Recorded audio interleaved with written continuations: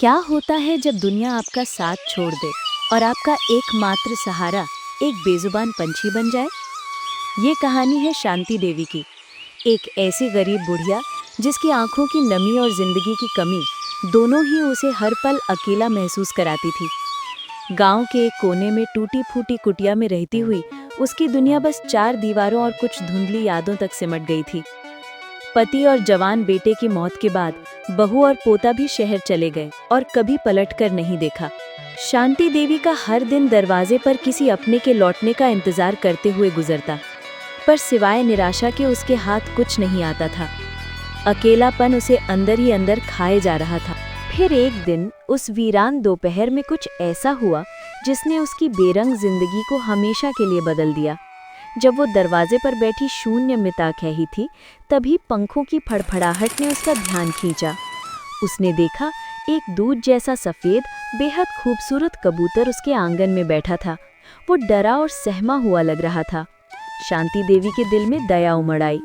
उसने अपनी सूखी रोटी में से एक टुकड़ा तोड़ा और कबूतर की ओर बढ़ा दिया। कबूतर पहले झिझका, पर फिर फुदक कर पास आया और दाना चुगने लगा। शांति देवी के सूखे होठों पर बरसों बाद एक हल्की सी मुस्कान आई। पेट भरने के बाद भी कबूतर उड़ा नहीं, बल्कि वहीं बैठकर अपनी चमकदार आंखों से शांति देवी को देखता रहा, मानो शुक्रिया कह रहा हो। अगले दिन वो कबूतर फिर उसी समय आ गया।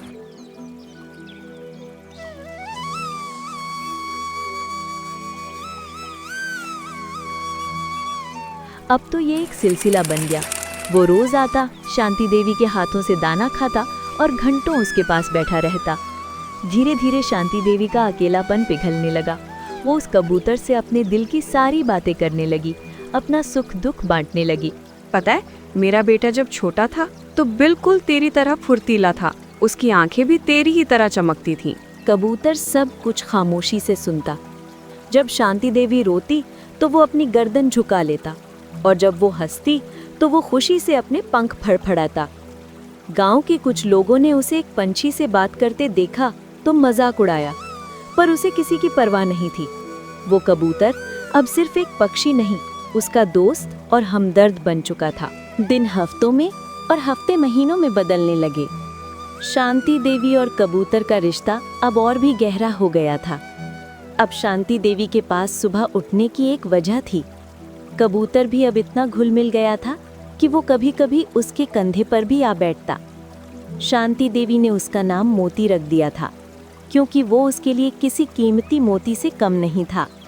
एक दिन गांव की एक औरत कमला ने ताना मारते हुए कहा, अरे ओ शांति काकी, अब तो पंछियों से ही दिल लगा लिया क्या? बुढ़ापे में सठिया गई हो। कमला, जब इंसान ही इंसानों की बात न समझे तो बेजुबानों से ही दिल लगाना पड़ता है। ये बोल नहीं सकता, पर सुन सब लेता है और मुझे अकेला महसूस नहीं होने देता। कमला के पास कोई जवाब नहीं था और वो मुंह बनाकर चली गई। शांति देवी की जिंदगी में अब छोटी छोटी खुशियां लौट आई थीं। वो मोती के साथ खेलती, बातें करती और मुस्कुराती रहती थी। ये एक ऐसा बंधन था जिसे शब्दों की जरूरत नहीं थी। ये 2 अकेली आत्माओं का मिलन था।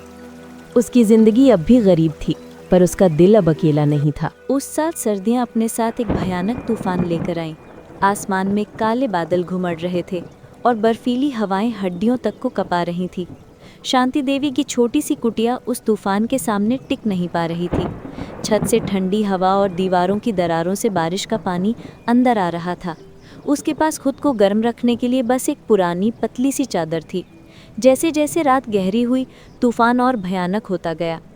ठंड से कांपते कांपते शांति देवी के शरीर ने जवाब दे दिया। उसे तेज बुखार चढ़ गया और वो चारपाई पर बेसुध सी पड़ गई। उसमें इतनी भी हिम्मत नहीं थी कि उठकर पानी पी सके। प्यास से उसका गला सूखकर कांटा हो गया था। पूरी रात वो दर्द और कमजोरी से कराहती रही। उसे लगा जैसे मौत उसके सिरहाने खड़ी है, लेकिन उसकी आंखों के सामने बस एक ही तस्वीर थी, उसके प्यारे मोती की। मोती, मोती, मोती। उससे लगा कि वो सुबह का सूरज नहीं देख पाएगी।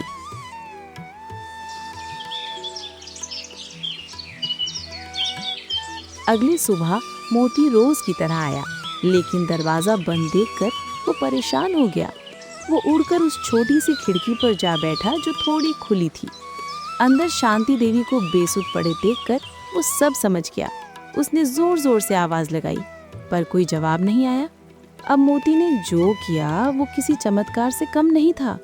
उसकी आंखों में एक अजीब सी चमक आई और वो सीधा आसमान में उड़ गया।